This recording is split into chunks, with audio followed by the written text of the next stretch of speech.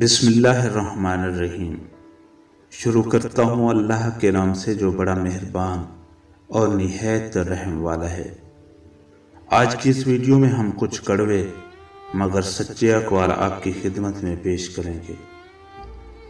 عورت سفید چادر کی طرح ہوتی ہے جس پر پانی کا داغ بھی لگ جاتا ہے۔ برباد کرنے میں اکثر انہی کا ہاتھ ہوتا ہے جو گلے لگا کر کہتے ہیں کہ ہمیشہ خوش رہو۔ جب کسی کو چیخ چیخ کر احساس دلاؤ گے کہ تم میرے لیے اہم ہو تو وہ اپنے آپ میں بڑا ہوتا جائے گا اور تم اس کے لیے غیر اہم ہوتے جاؤ گے۔ عورت کے ہمدرد مرد صرف چار ہوتے ہیں: بھائی، باپ، خاوند اور بیٹا۔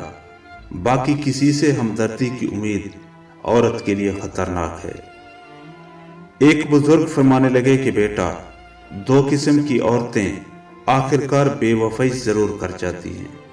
ایک وہ عورت جس کو مال کا حرص ہو اور دوسری وہ عورت جو غیر مردوں کی تعریف سے خوش ہوتی ہو۔